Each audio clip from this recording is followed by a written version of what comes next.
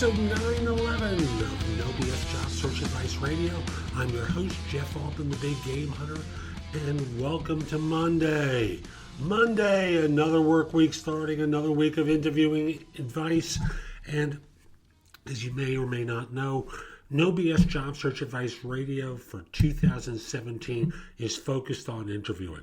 My other show, Job Search Radio, covers everything else. So if you're looking at advice for something other than interviewing, check out Job Search Radio. But I'm also going to tell you, listen to this show as well, because combined, they give you great information. Now, this show is about dressing for an interview. I'll simply say the notion of dressing for success is an interesting one. It floated around some time back. Let me tell you what I think. Hope you find this show helpful, and let's get going. I was listening to a podcast this morning on Freakonomics Radio.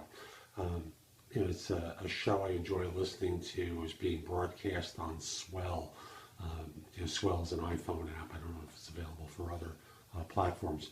But the show is basically about the impact of appearance on income. Now, I know there's an impact on appearance in hiring too. So I'm just going to encourage you folks. Well, let me just start off by saying that the show basically started off by talking about the earnings of NFL quarterbacks. Now, for those of you who are outside the United States, that's American professional football quarterbacks.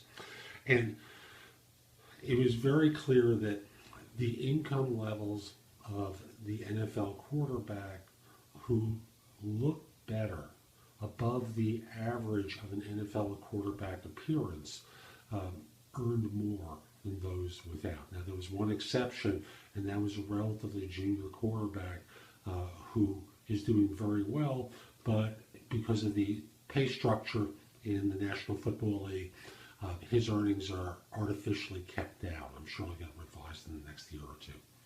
Be that as it may, how does this relate to interviewing? Well, in the society at large, there's a bias toward better-looking people as well. Now, before you men think you've got it better than the women, you're absolutely wrong. The bias is most profound with men, not women. Now, with women, the show reports, they're conscious of the impact of their appearance on everything that they do. So they're very focused on that. Again, this is the reporting of the show. But in the statistics for men who were less handsome or didn't look as well or were downright ugly earn 8% less than better looking people. Now, I'll simply say that there was one exception, and this is the humorous one, and that's with thugs, robbers, where being ugly was a professional advantage to those who were in that line of work. But for most of us, being average looking or worse does have a financial impact.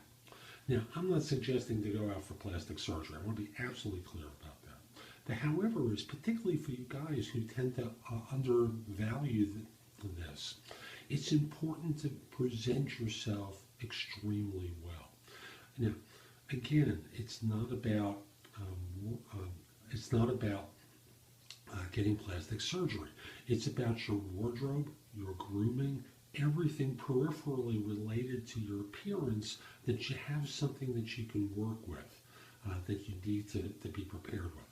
Now, I know this should be an obvious tip, but I can't tell you the number of people I talk with who really don't appear to do much of anything. Now, I want to be also clear that I'm not suggesting you go out and buy a $10,000 suit, unless you can afford it. And I'm not suggesting that you get plastic surgery, but there are grooming things. And women, I know you're going to laugh because any number of men you may have seen this with, but they're oblivious to. The unshined shoes, the dirty fingernails, the ear and nose hairs, a whole host of other things that are very easy to take care of that take away from what advantages you have. Your wardrobe, of course. As someone on my show on Job Search Radio pointed out, there are people who are very well dressed if it were the 1990s.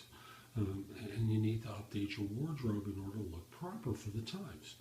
When all is said and done, if you can afford to forget about 8% of your income, by all means, go out and do it.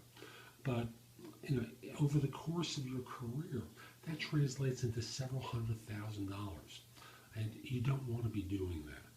Unless you're independently wealthy and it doesn't matter to you, which I suspect you are. So do the things to deal with your grooming and appearance. Take care of yourself. Try to keep your weight down, especially if you're out of work. Stay out of the refrigerator. Don't do things that are going to put pounds on you, make your clothing thus not fit you properly, so when you go on the interview, people look at you and think you're grotesque. So that's today's show. I hope you found it helpful. And if you did, here's a few ways that I can be of help to you. First of all, if you're interested in one-on-one coaching from me, help with interview preparation, or with assistance on a salary negotiation, email me at Jeff Altman at thebiggamehunter.us. In the subject line, tell me what it's about: coaching, interview prep, salary negotiation, whatever it is. Just put it in the subject line, and in the body, just tell me what's going on, and we'll schedule a time to speak. Next, if you're interested in resume and LinkedIn profile reviews, critiques and such, or a job search makeover where I review every aspect of what you've been doing in your search and try and help you make corrective action one time, you can find out about it at my website, which is thebiggamehunter.us. Look for the tab on top that indicates the kind of service that you want. Click through, place the order, and we'll get to work right away. And there's always JobSearchCoachingHQ.com, where I have curated information that you can watch, listen to, or read that's going to help you find work more quickly. Plus, through the site, for one price, you can also ask me questions as well. Again, that site is JobSearchCoachingHQ.com. I'll be back with more soon, and in the meantime, have a great day. Take care.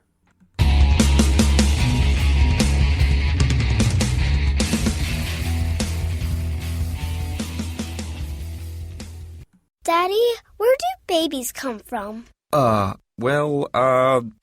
Mommy went to the store. Oh, well, you see, there's a mommy and a daddy, right? Right. And see, when they call Geico, they could save a bunch of money on car insurance. Oh, really? And that makes them happy? Yes, that makes them very happy. That's good. Yeah. Well, I'm glad we could have this talk, Sunshine. Geico, because saving 15% or more on car insurance is always a great